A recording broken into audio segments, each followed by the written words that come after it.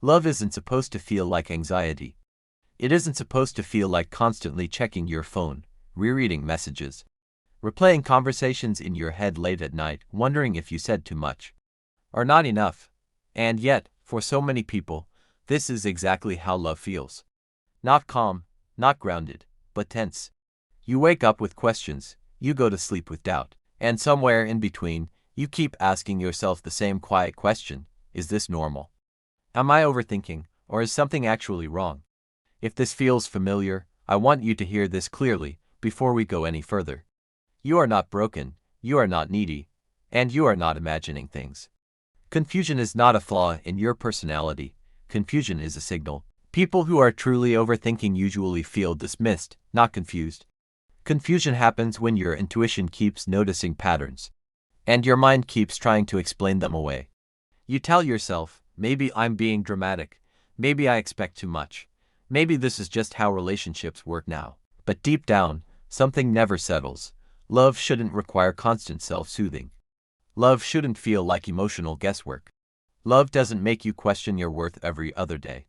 If you feel anxious more often than secure, that anxiety isn't the problem. It's pointing to one. What makes confusion so painful isn't just uncertainty. It's what uncertainty does to your sense of self. When things are unclear, you start negotiating with yourself. You lower your expectations, you silence questions. You explain away things that don't sit right. Not because you don't notice them, but because you don't want to lose the connection. Over time, this creates a quiet internal conflict. One part of you feels something is off. Another part of you keeps saying, just be patient, and that tension slowly turns into anxiety. Not because you are anxious by nature, but because clarity is missing. So let's start with honesty. Not about them, about you. Why are you still here? Is it because you feel deeply connected? Or because starting over feels exhausting, because dating again feels heavy? Because you don't want to explain your story to someone new? Because this person feels familiar even if they don't feel safe? Most people aren't afraid of being alone. They're afraid of realizing, again, that they ignored the signs, that they stayed too long, that they knew, but hoped it would change. So sometimes staying isn't love. It's fear wearing love's clothes. One of the biggest reasons people get hurt in relationships is because chemistry feels like love. Chemistry is intense, magnetic, exciting. It creates anticipation, butterflies, a rush. But chemistry is not commitment. It's not emotional safety, and it's not intention. Chemistry can exist alongside inconsistency, alongside emotional distance, alongside mixed signals. Your body feels something, but your nervous system never fully relaxes. That's because chemistry activates excitement, not attachment. This isn't just emotional, it's biological. At the beginning of attraction, the brain releases chemicals linked to novelty and reward. They create focus, excitement, and desire. This stage is powerful, but it's temporary. It's designed to draw attention, not to create stability. That's why early attraction often feels intense but unstable. Your brain is stimulated, but your nervous system hasn't yet learned whether this connection is safe. Bonding requires something different. It requires time, consistency, emotional predictability. Without those, attachment can't form, no matter how strong the initial chemistry feels. Real attachment develops gradually.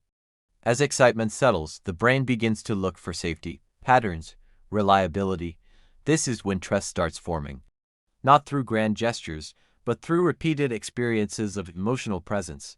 This is why love doesn't rush, it builds. And this is also why intensity at the beginning is not proof of depth.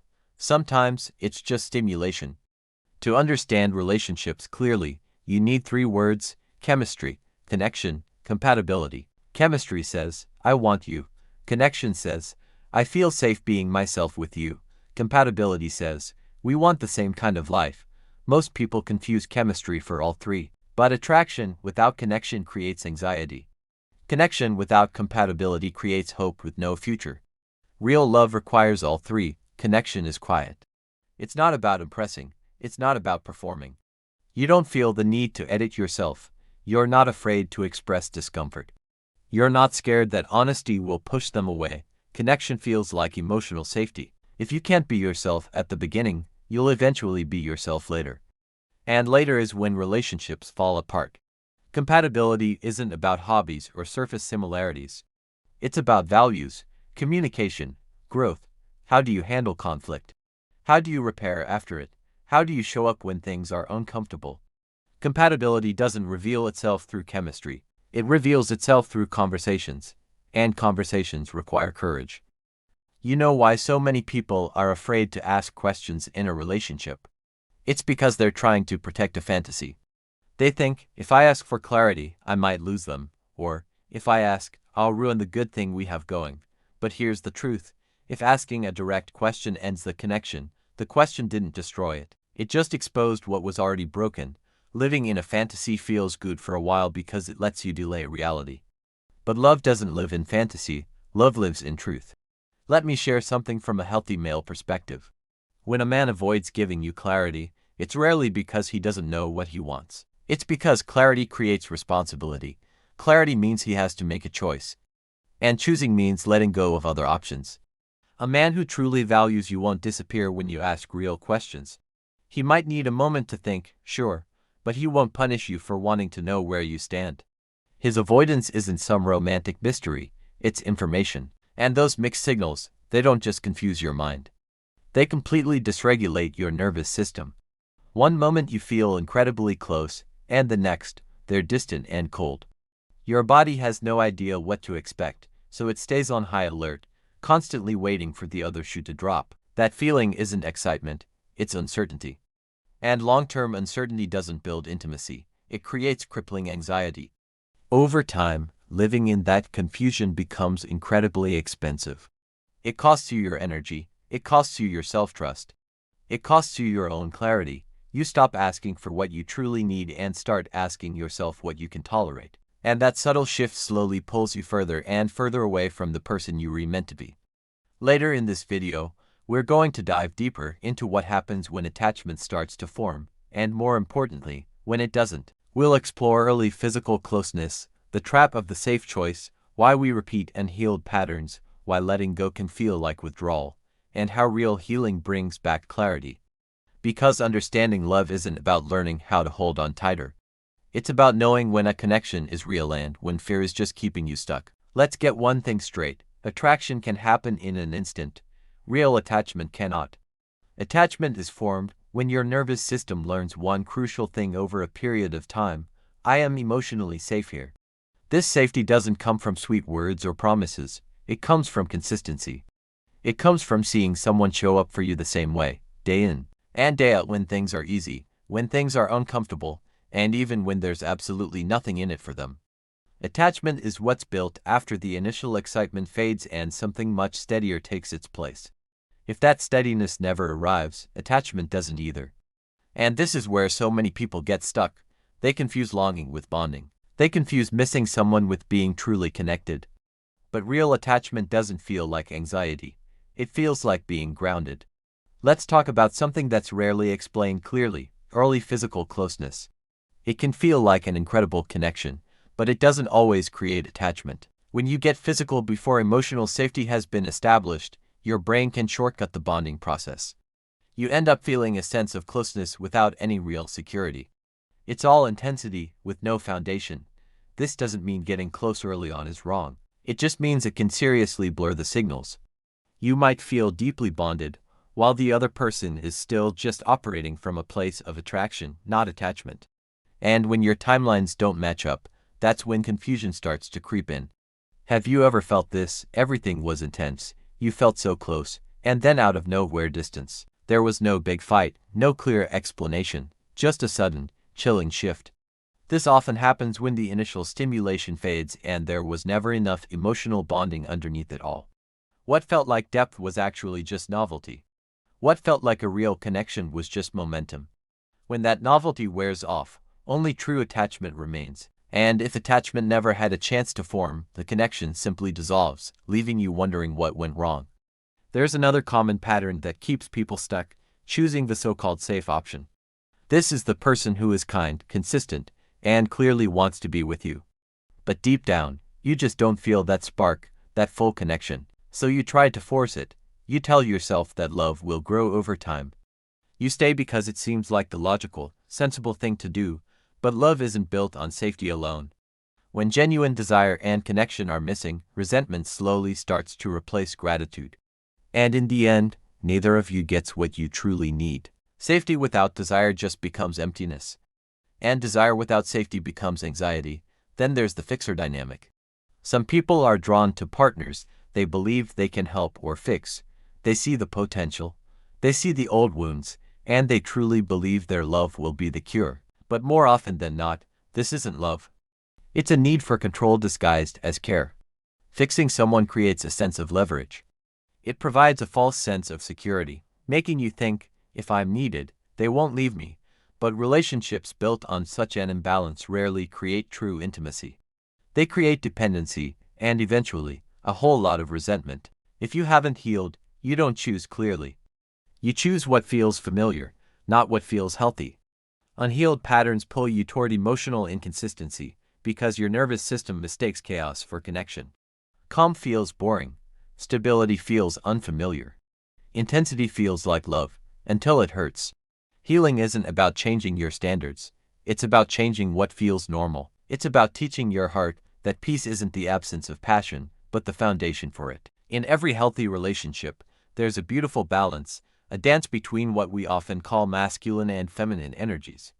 This isn't about gender, it's about a blend of essential human qualities: strength and softness, stability and empathy, having a clear direction and providing genuine care. These energies are meant to flow together, complementing each other like two currents in a river. But problems arise when fear disrupts that delicate balance. Fear is the enemy of presence. It makes people cling tightly, trying to control what they're afraid of losing. Or, it makes them disappear, creating distance to avoid getting hurt. Fear can make people completely lose themselves, abandoning their own needs and values just to keep someone by their side. Healthy energy isn't about dominance or submission. It's not a power struggle, it's simply presence. It's about knowing who you are, what you stand for, and not abandoning yourself to keep someone else. It's the confidence to be fully you, and to allow your partner to be fully them. So why does asking a simple question in a relationship sometimes feel so scary?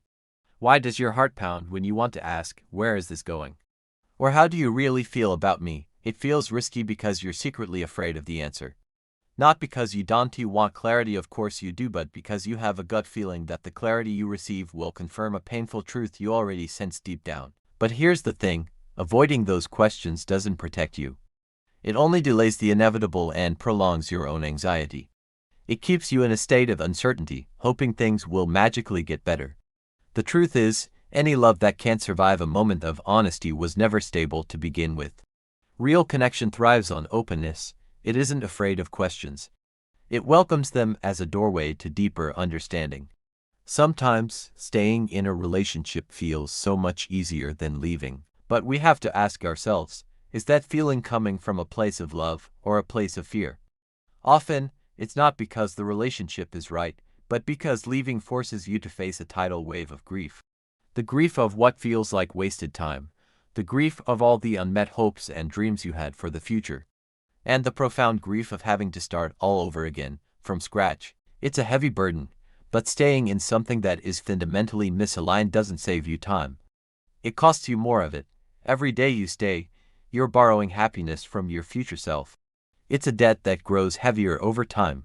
The courage to leave is really the courage to choose yourself, to believe that a better future is not only possible, but that you deserve it. When a relationship ends, the pain can be overwhelming.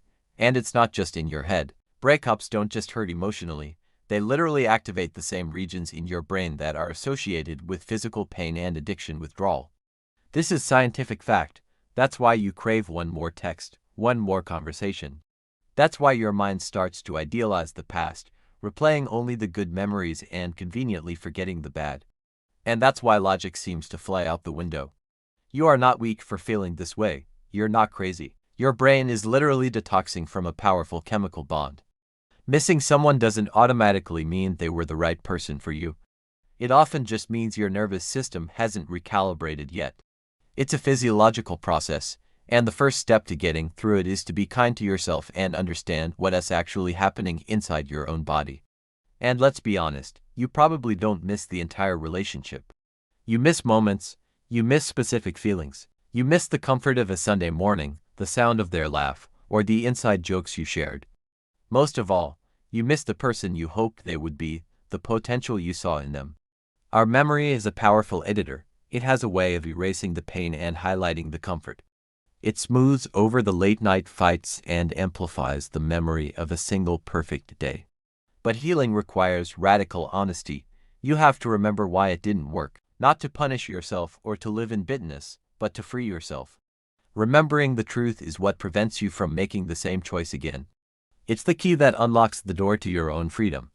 In our fast-paced world, there is a lot of pressure to move on quickly after a breakup, but real healing isn't a race. It isn't about finding someone new to replace the one you lost. That's just a temporary fix. True healing is about turning inward and understanding yourself on a deeper level. It's about asking the tough questions. Why did I stay for so long? Why did I hope for change when there were no signs of it? Why did I choose to ignore certain red flags?